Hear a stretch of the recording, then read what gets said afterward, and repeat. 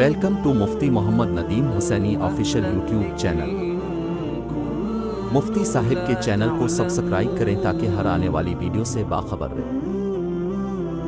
قل اے میرے محبوب فرما دیجئے، ان صلاتی اے اللہ میری نماز، ونسکی اے اللہ میری قربانی، ومحیایا اے اللہ میری زندگی، ومماتی اے اللہ میری موت، للہ رب العالمین اللہ تیرے لیے۔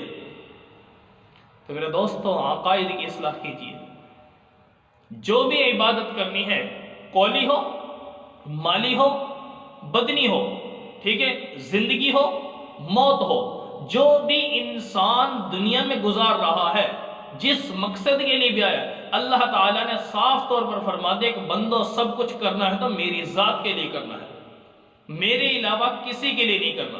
تو اس وجہ سے معلوم یہ ہوا کہ عبادت کرنی ہے تو اللہ کی کرنی ہے، سجدہ بھی کرنا ہے تو اللہ کو کرنا ہے۔ میرے دوستو نبی اکرم صلی اللہ علیہ وسلم کی ایک حدیث کا مفہوم ذہن میں آیا۔ پیارے نبی صلی اللہ علیہ وسلم نے فرمایا کہ لوگوں میرے جانے کے بعد میری قبر کو سجدہ نہ کرنا، میری قبر کو سجدہ گاہ نہ بنانا۔ کیوں؟ سجدہ اللہ کے سوا کسی کو نہیں جچتا، کسی کے لائق نہیں ہے کہ سجدہ کسی اور کو یہ کیا جائے۔ اور نبی صلی اللہ علیہ وسلم جب اپنی قبر مبارک سے منع فرما رہے کہ لوگوں میری قبر کو سجدہ نہ کرنا، خبردار، سمجھ آ رہی ہے؟ تو معلوم ہی ہو کہ جب پیغمبر جو کائنات کے اندر سردار بنائے گئے اپنی قبر سے منع فرما رہے ہیں تو اللہ کے سوا کسی کو سجدہ بھی جائز نہیں۔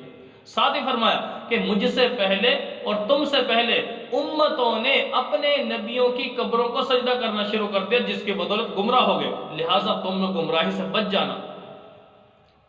اور اگلی بات ایک اور حدیث کے اندر فرمایا کہ میرے نبی صلی اللہ علیہ وسلم نے کہ میری امت اگر میں اجازت دیتا کہ یہ سجدہ اللہ کے سوا کسی اور کے لیے ہوتا یا کوئی کر سکتا کسی اور کے لیے تو عورت کو پابند کرتا کہ اپنے شوہر کو سجدہ کرے۔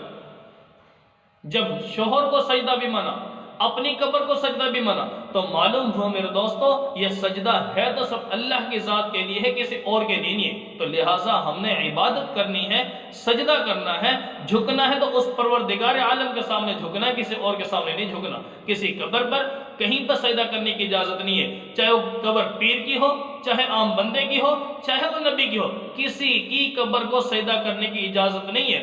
ہاں اس سے یہ نہ سمجھ لینا کہ ہم اولیاء کو نہیں مانتے، ولیوں کو نہیں مانتے، ولیوں کو مانتے ہیں، ولیوں سے نہیں مانگتے، مانگتے نہیں ہیں، ولیوں کو مانتے ہیں کہ اللہ کے ولی ہیں۔ اے اللہ تو ان جیسی زندگی ہمیں بھی عطا فرما، اے اللہ جیسے تو نے ان بندوں کو اپنے قریب کیا، نیکی کی انہوں نے، اور اے اللہ ایسی زندگی ہمیں بھی عطا فرما اور ہمیں بھی اپنا ولی بنا دے۔ اے اللہ ان کو جنت الفردوس میں آنا مقام عطا فرما۔